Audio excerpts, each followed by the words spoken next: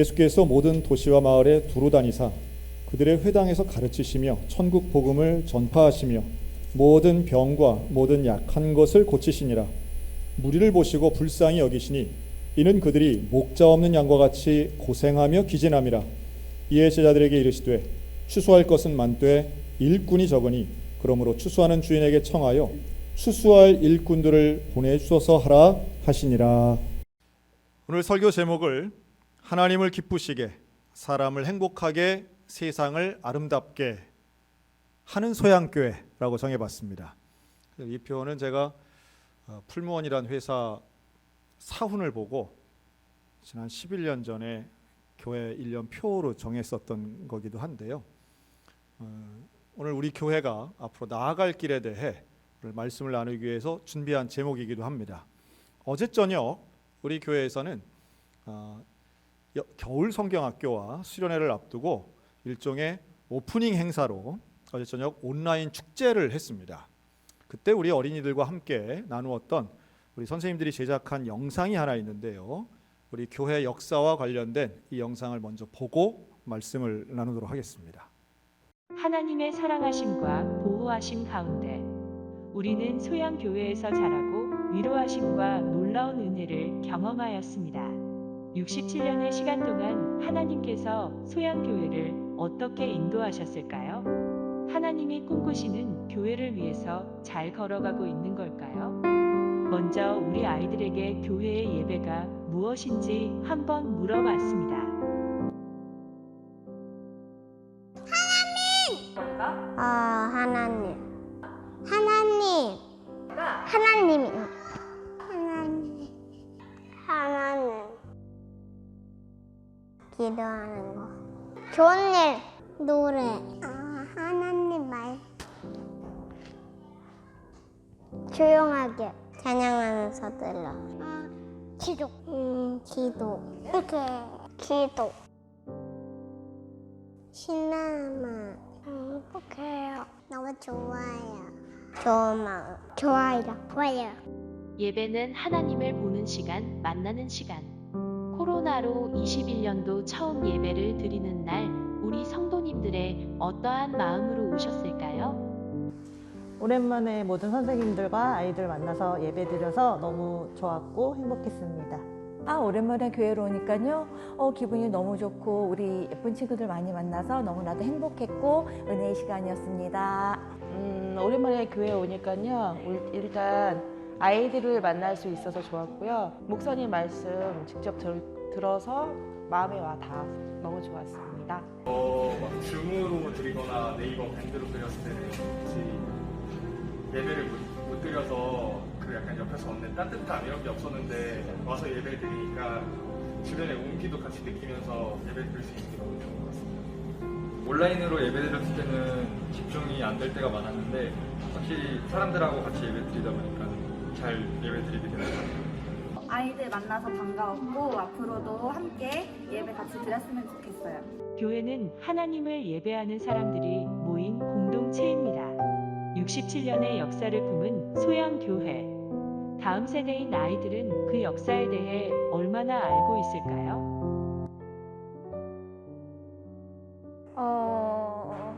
아니요. 아니요.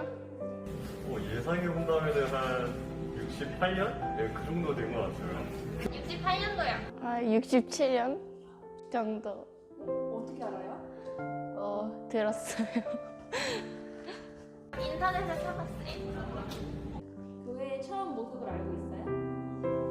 건물이 작을 것 같은 거. 아니요, 잘 몰라요.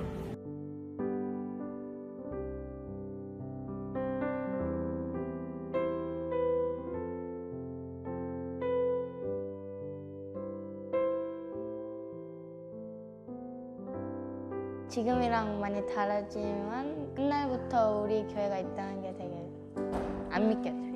약간 옛날부터 이렇게 지금까지 한 게 이 교회가 참 대단하다고 생각이 들어요. 예배 드리려는 마음이 아주 그냥 착실한 것 같아요. 교회가 생각보다 오랜 역사를 가지고 있구나라고 생각을 했어요. 완벽하지 않은 교회 모습이었는데 그럼에도 불구하고 예배 예배를 너무 열심히 드리는 것 같았기 때문이에요.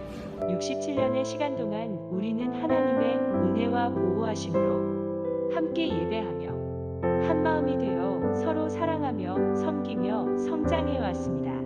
성도들은 소양교회를 어떻게 생각하고 있을까요? 저희 교회는 목사님 말씀이 은혜롭고 저희에게 너무 평강을 주는 말씀이어서 너무 좋고요. 또 저희 교회는 서로 섬김과 사랑이 가득한 교회라고 생각합니다. 우리 교회 너무 좋고요. 네, 항상 오고 싶은 교회예요. 우리 교회는 믿음이 충만한 교회 같습니다. 모두가 기쁨이 넘치는 얼굴이어서 좋습니다. 오면 또 오고 싶고 안 보면 보고 싶고 행복한 교회예요. 하나님의 은혜로 달려온 소양교회. 우리는 주님이 주인 되시는 교회. 말씀이 살아 움직이는 교회. 사랑이 넘치는 교회가 되길 꿈꿉니다.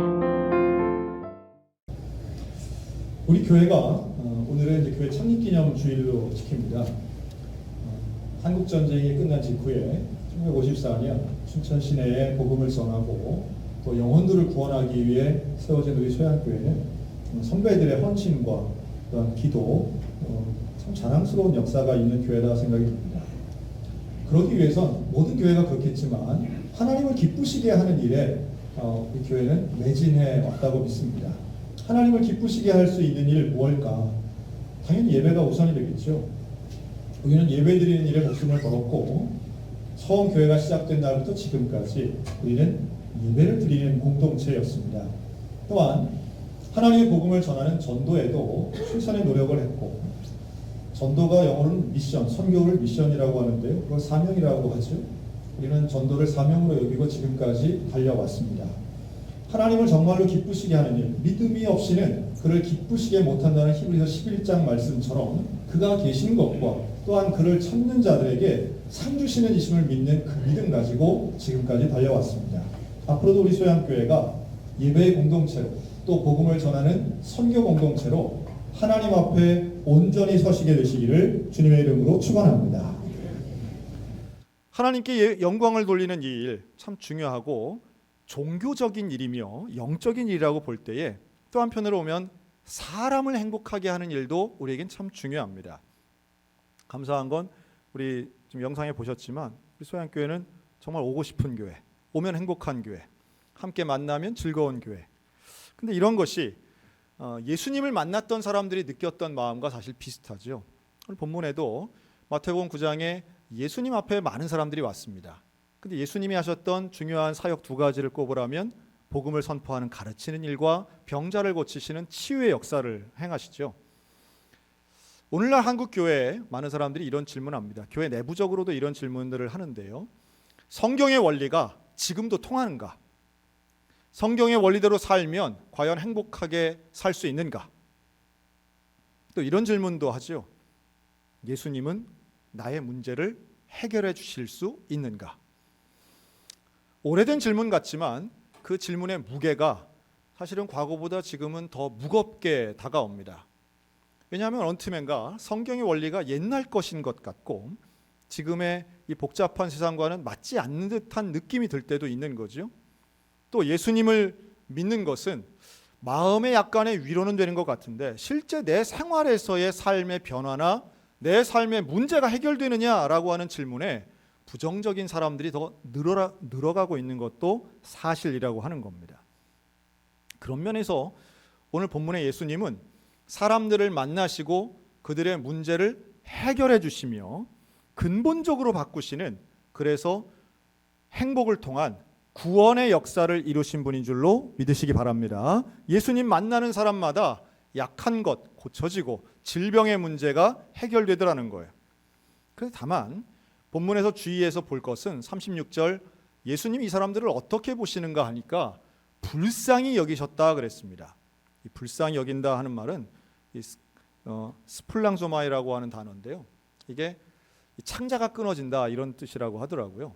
창자가 끊어진다. 우리말로 하면 애끓는 심정이라고 봐야 되겠죠. 그 애끓는 할 때 그 애자가 창자를 뜻하거든요.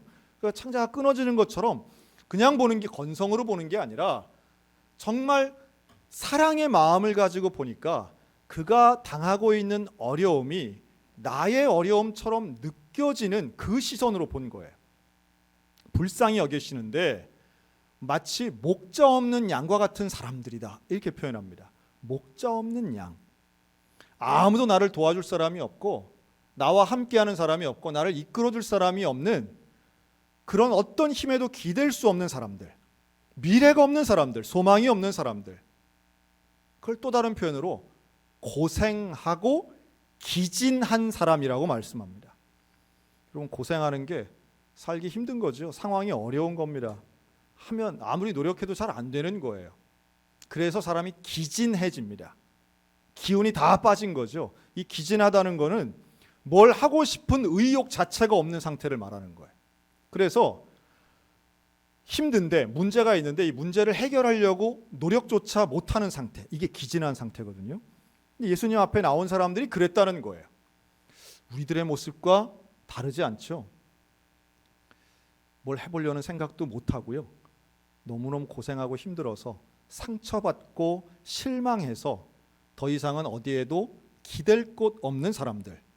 여러분, 그런 사람들이, 그런 영혼들이 와서 변화와 해결과 위로와 격려받아서 소망을 얻는 곳이 교회가 되어야 될 줄로 믿습니다. 그게 예수님이 이들을 대하시는 태도였어요. 내가 능력 있으니까 걱정 마, 이게 아니라 정말 함께 공감하시고 그 어려움과 마음들을 이해해 주시는 분. 자, 여러 차례 말씀드리지만 한 사람이라도 내 상황과 사정을 내 편 들어주는 사람, 온전하게 나를 이해해 주는 사람 한 명만 만나도 우리는 기진한 상태에서 일어날 수 있다라고 하는 겁니다. 제가 최근에 한 목사님 간증을 들었습니다. 이분은 서울 동순교회를 담임하시는 서정호 목사님이라는 분인데요. 최근에 CBS 방송이 많이 나오시더라고요. 아주 외모도 근사하시고 목소리 톤도 참 좋으신 분인데, 이 목사님의 간증에 제가 관심을 갖게 된 이유는 이분이 춘천 분이시더라고요. 그래서 춘천고등학교 나오시고 강원대학교 졸업하시고 국어 선생님 하시다가 이제 목사님이 되신 이런 분이신데, 근데 이분의 이제 간증이 그런 거예요. 네, 부모님은 이제 농사를 지으셨는데 이 아버지가 말수도 적으시고 또 열심히 농사 짓는 분이신데, 다만 문제는 뭐냐면 이 아버지가 술을 드시는데, 술을 한 번 마시기 시작하면 하루 이틀 정도가 아니라 한 달, 두 달을 매일 술만 마시는 거예요. 그러니까 이제 어릴 때부터 그 모습을 본 거죠. 그래서 이 어린 서정호 입장에서는 이거 우리 아버지가 나쁜 사람은 아닌데, 어떻게 저렇게 매일 술만 마시지? 그게 늘 불만이었던 거죠. 중학교 때도 그렇고. 그래서 이제 고등학생이 됐는데 그 참다 이 서정호 학생은 정말 모범생이었다고 합니다. 착하고 순종하고 공부 잘하고요. 근데 고등학생 때 역시 그날도 그냥 아버지가 벌써 몇 주째 맨날 술만 마시는 거예요. 엄마만 나가서 일하시는 거예요. 하고 그 모습을 보다 못해서 평생 처음으로 이제 아버지에게 소리를 지릅니다. 무슨 아버지가 이러냐고. 아니 왜 맨날 술만 마시고 가정을 책임지지 않냐고. 아버지답게 행동을 하고 사셔야지 어떻게 이렇게 엄마 고생하면서 이렇게 살 수가 있냐고. 나는 아버지 같은 아버지 필요 없다. 소리를 꽉 지르고 문을 박 차고 나갔어요. 그 문을 꽉 닫고 나간 거예요. 근데 나갔는데 특별히 갈 데는 없고 바로 우리 교회 뒤에 사셨더라고요. 그래서 소양강변을 하루 종일 걸었답니다. 처녀상 만들기 훨씬 전이죠. 그래서 이제 해가 졌는데 밤이 됐는데 어디 갈 데가 있어야죠. 남자애들 나가봐야 갈 데가 없어요. 그래가지고 다시 밤늦게 이제 집에로 온 거예요. 집에 와서 이제 몰래 자기 방으로 들어가려고 하는데 자기 방 안에 인기척이 느껴지는 거죠.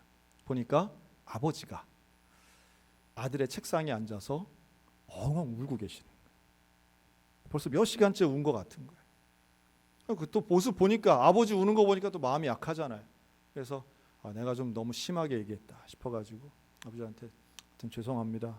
소리쳐서 죄송합니다. 이렇게 얘기를 하는데 그때까지 잠 안 주무시고 계셨던 어머니가 나오셔가지고 이야기를 하는 거예요. 어렴풋이 듣고는 있었지만 한 번도 본 적 없던 이 청년 서정호의 형 2명과 누나에 대한 이야기를 하는 거죠.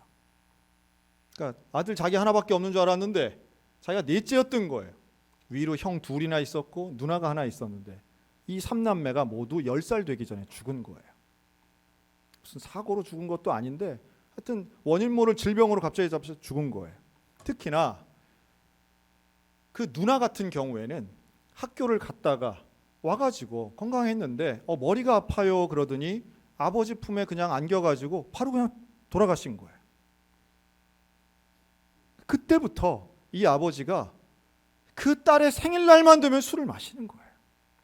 그리고 술을 마시면 끊을 수가 없는 거예요. 밀려오는 절망감과 슬픔을 견딜 수 없어서 이 아버지는 나름대로 지금 생각해보면 지금의 판단으로 보면 우울증이었던 거죠. 그리고 그 트라우마를 견딜 수 없어서 술로 해결했다. 그래서 이 아들이 너무 미안한 거죠. 내가 뭐라고 우리 아버지의 아픔을 내가 뭐라고 그렇게 함부로 생각하고 판단했는가 회개했다는 거예요. 자, 그런데 여기서 중요한 건 같은 아픔을 겪었을 텐데 어머니는 왜 멀쩡하게 일하고 있었는가라고 하는 거예요. 어린 시절 이 집안은 불교 집안이었습니다. 그렇게 절에 가서 열심히 불공들이던 집안이었는데 이 어머니가 자식 3명 먼저 보내고 넷째의 손을 붙잡고 아장아장 건더니 넷째 손을 붙잡고 야 우리 오늘부터 교회 간다. 교회 가자.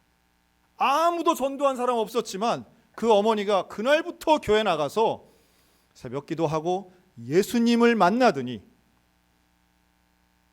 구원의 은혜를 경험하고 천국에 대한 소망을 가졌더니 살 수 있게 되었다는 거예요. 그리고 그 아들은 결국 대한민국을 대표할 만한 훌륭한 목사님까지 되셨습니다. 여러분, 교회는 어떤 곳이 되어야 됩니까? 교회는 소망이 없는 사람, 살 소망이 없는 사람이 왔을 때에 소망을 발견하는 곳이 되어야 되고 생명의 주관자이고 우리를 구원하신 예수님을 만남으로 하루하루를 살아갈 힘을 얻는 곳이 되어야 된다는 거예요. 여러분, 참된 행복은 세상이 주는 것이 아니라 예수 그리스도가 주시는 것임을 믿으시기 바랍니다.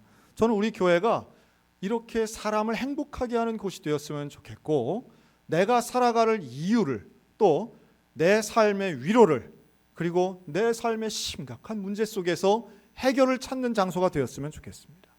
우리가 서로를 위해 기도하고 예배를 통해 하나님을 만나고 말씀을 통해 예수 그리스도를 만날 때에 우리의 삶은 변화되고 위로받게 될 줄로 믿습니다. 지난 주일이었습니다. 지난 주일 제가 설교 9시 예배 설교를 막 마쳤는데요. 강단에 쪽지가 하나 올라왔어요. 우리 양순희 명예권사님께서 돌아가셨다는 거예요. 1년이면 수십 명 우리 교회 어르신들 돌아가십니다. 근데 우리 지난주 권사님 돌아가신 소식은 정말 끝까지 우리 교회 오고 싶으시고 근데 코로나 가운데 돌아가신 분들은 더 마음이 좀 아프고 제가 서운하고 죄송하고 그러더라고요. 그래서 장례를 지난 주중에 치렀습니다. 물론 90 넘은 기간 동안 장수하시고 건강하셨지만 우리에게 남은 그 서운함과 슬픔은 여전히 있는 거죠.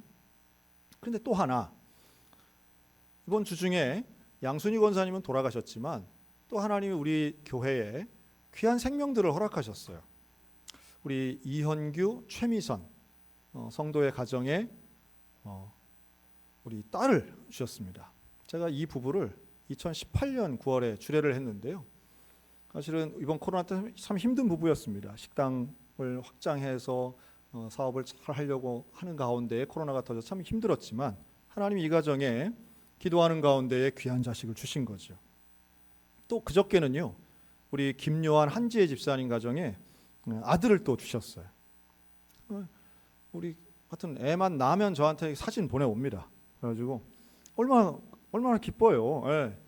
아이를 낳는다는 건 참 기쁜데 특별히 저는 이 한지혜 집사님 가정 좀 자랑하고 싶어요. 여러분, 이 한지혜 집사님은요 주중에 그 만삭의 몸에도 항상 교회 와서 아무도 없는 그 예배실 지하에 와서 그렇게 기도를 많이 하는 정말 젊은, 요즘 보기 드문 젊은 애기 엄마입니다. 첫째 애가 있는데요. 이번에 둘째를 출산한 거예요. 하나님 앞에 기도하려고, 말씀으로 자녀들을 키우려고 얼마나 노력하는지 몰라요. 마치 이 한지 집사님 보면 누가 생각나냐 하면 34년 전 1988년도에 저 애기 업고 있던 저 애기 엄마, 제가 2주 전에 설교 때 이걸 했더니 금방 나오더라고요. 그 댓글로 저기 임춘욱 권사님이라고 하더라고요. 등에 업은 게 김백중 집사라고 하더라고요. 아주 아직 어린이들까지는 아직 안 나왔습니다. 언젠가 나오겠죠. 여러분, 88년도에 우리 교회가 전도하고 사명 감당할 때는 저렇게 20대 엄마들이 애기 업고 전도하던 우리 교회였어요.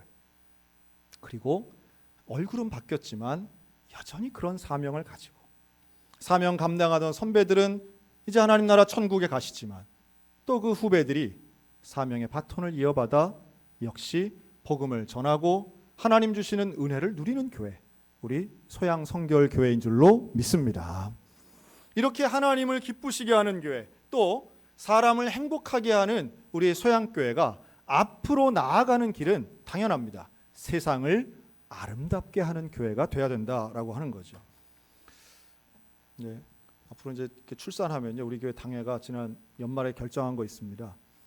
이제 우리 교회는 올해 2021년도에는 자녀를 낳으면 출산 장려금 주기로 했어요. 출산 장려금.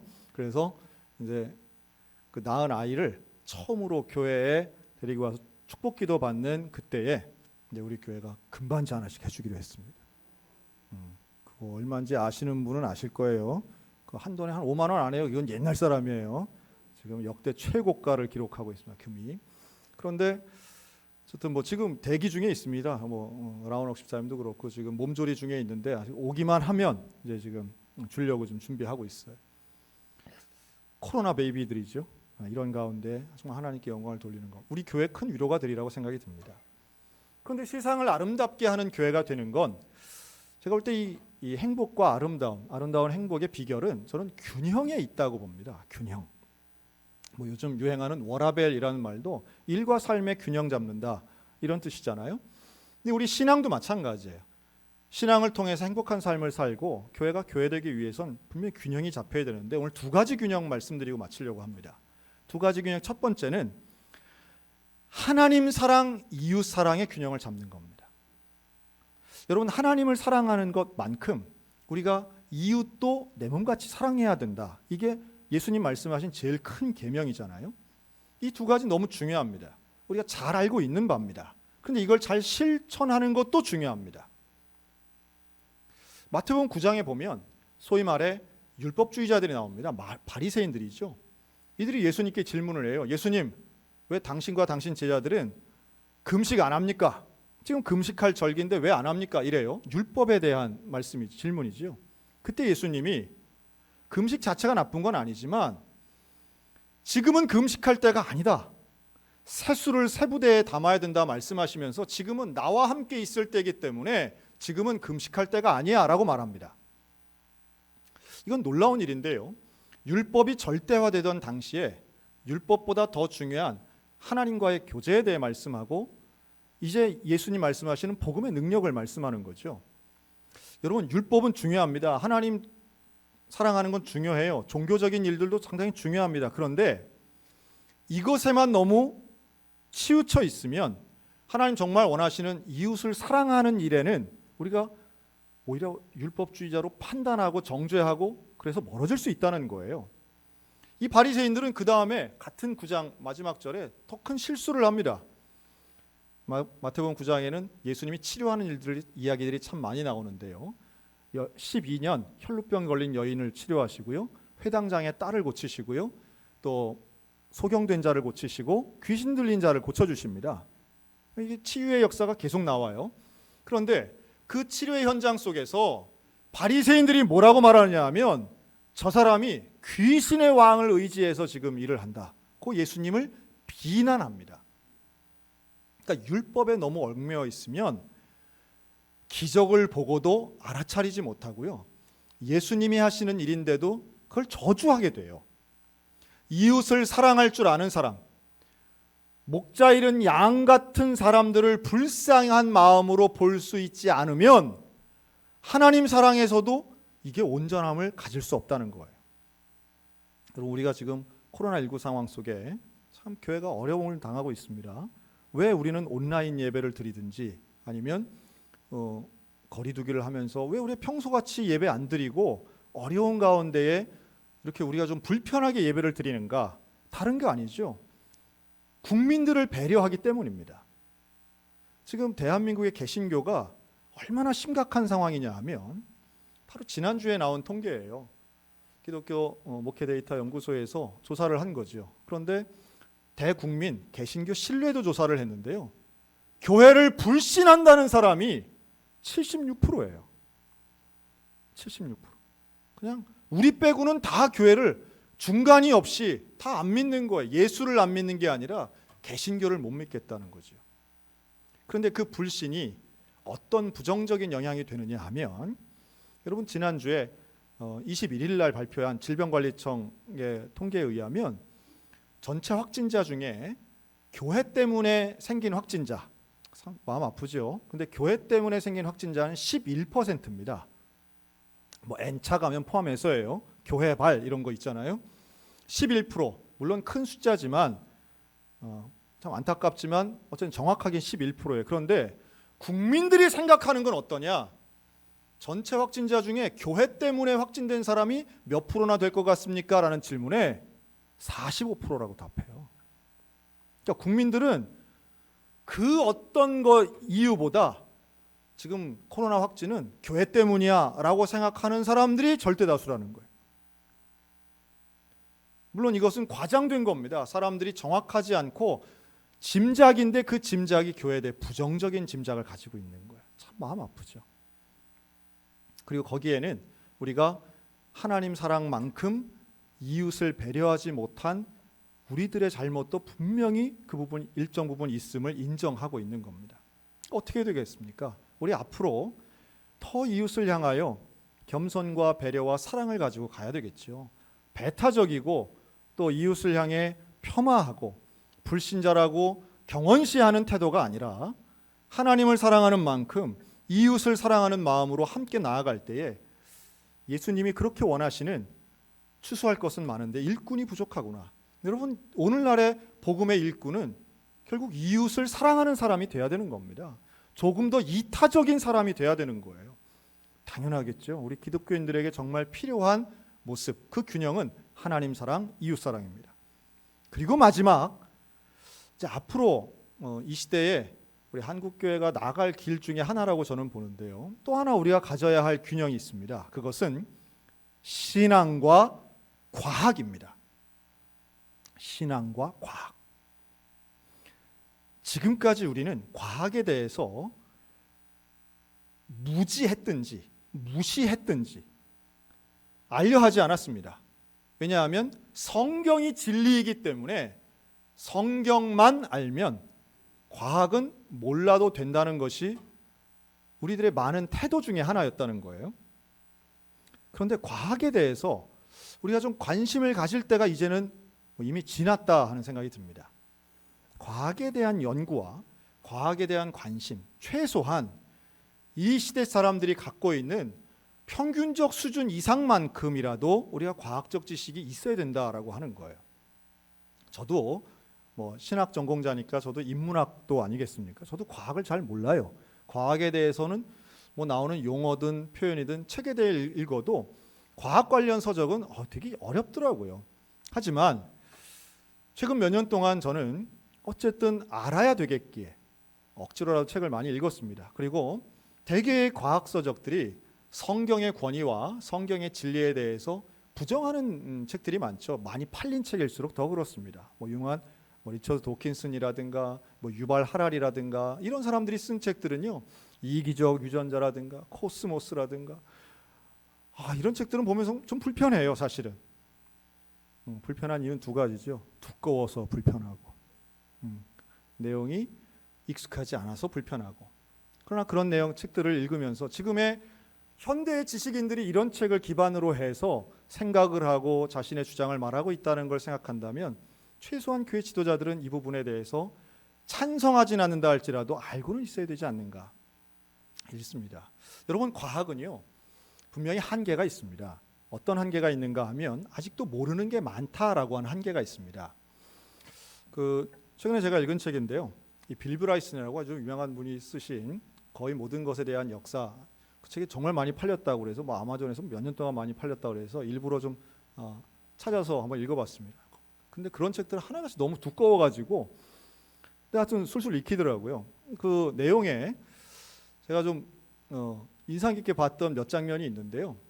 예를 들면 좀 쉽게 말하면 이런 겁니다. 여러분, 숲에 가서 흙을 이렇게 손에 뜨잖아요. 그러면 이 한 움큼의 이 흙 속에 생명체가 있어요. 뭐 바이러스, 미생물 이런 게 있죠. 그런데 그 개수가 100억 개 정도 있다는 거예요. 어마어마하죠. 근데 그 100억 개 중에 사람이 알아낸 그 100억 개 중에 조사해서 뭐 이름도 붙이고 그것의 성격도 규명하고 그것의 활용도도 한 것들은 한 1000만 개 정도 된답니다. 그러니까 아직 1%도 모르는 거예요. 그러니까 과학에는 아직도 갈 길이 멀고 뭐 아직 연구하지 못한 게 훨씬 더 많은 거죠. 우주도 그렇고 한 줌의 흙도 그럴진데 우주야말로 얼마나 모르는 게 많겠어요. 그런데 자, 여기까지 말하면 우리 입장에서는 그렇지, 과학은 아직 멀었어 라고 생각할 수 있겠으나, 그런데 중요한 건 1%는 밝혀냈다는 거예요. 그 밝혀진 1%는 우리가 인정해야 될 부분이라는 겁니다. 그런데 우리의 입장은 그 밝혀진 1%조차도 인정하지 않고 알려하지 않고 무시하기 때문에 우리를 무지한 존재로, 때로는 신앙이 아닌 맹신으로 평가받을 때가 많다는 거예요. 제가 한 예를 들어보겠습니다. 1633년에 있었던 일입니다. 갈릴레오라는 사람 있죠. 다들 아실 겁니다. 근데 이 갈릴레오는 원래 뭐 다양한 부분에서의 재능을 발휘했던 천재 같은 사람인데요.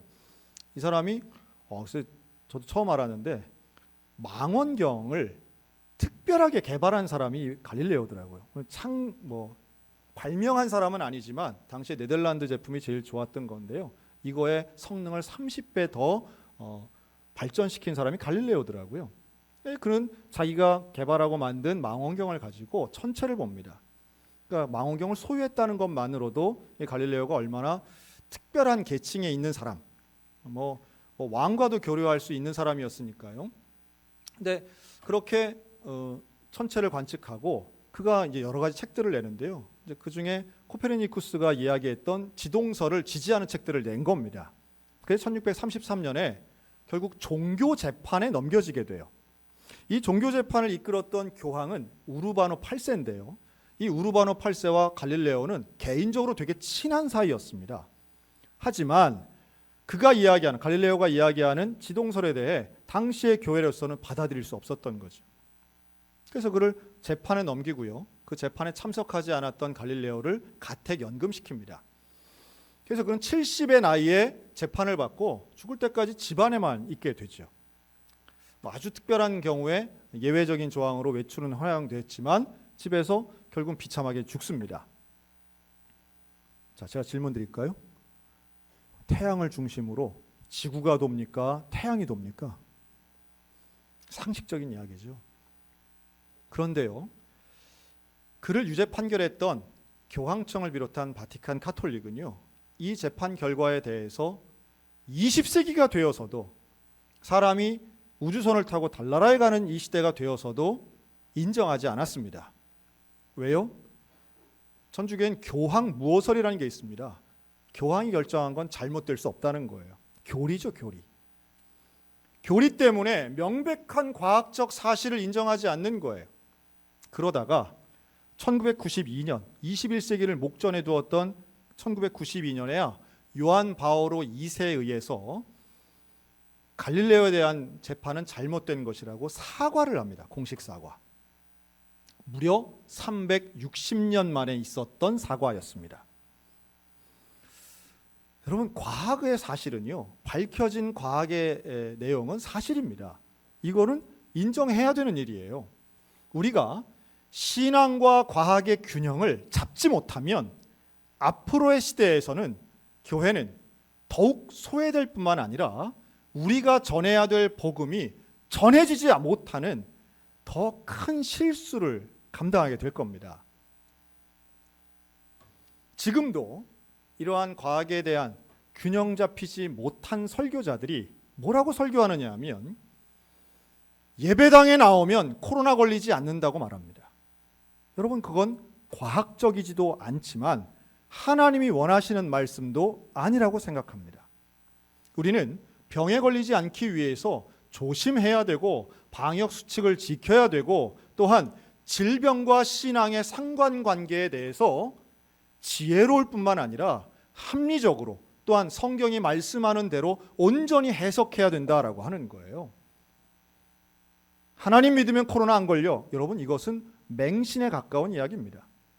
하나님이 원하시는 것은 지금 이 시대에 우리에게 주신 지혜와 의학적 지식과 과학적인 내용을 함께 합해서 온 힘을 다해서 우리의 지혜를 모으고 노력해서 이 위기를 이겨내며 그 가운데에 구원하시는 하나님의 진리를 전파하는 것을 원하시는 것이지, 과학의 가치를 다 깡그리 무시하고 의학적인 지식을 다 외면하면서 우리끼리만 가는 것을 원하시는 게 아니라고 하는 겁니다.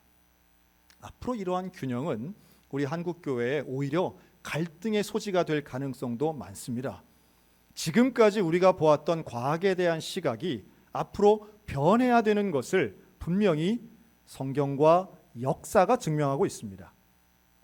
이러한 균형, 하나님 사랑, 이웃 사랑에 대한 균형, 과학과 신앙에 대한 균형을 가지고 우리 이 시대를 살아간다면 여전히 우리 교회에 주신 아름다운 사명, 즉 세상을 아름답게 하는 평화와 사랑과 소망의 사명이 우리 소양교회를 통해서 이루어질 수 있다고 저는 확신합니다.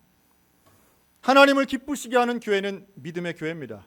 그러나 사람을 행복하게 하는 교회는 사랑의 교회죠. 근데 세상을 아름답게 하는 교회는 온전한 소망을 세상 가운데 제시하는 교회라고 믿습니다. 오늘 우리 소양교회 가운데 이 시대를, 어려운 시대를 살아가는 우리들에게 하나님 주시는 놀라운 사명, 하나님을 기쁘시게, 사람을 행복하게, 그리고 세상을 아름답게 만드는 변함없는 사명에 함께 걸어가는 우리 소양성결교회가 되시기를 주님의 이름으로 축원합니다. 아멘.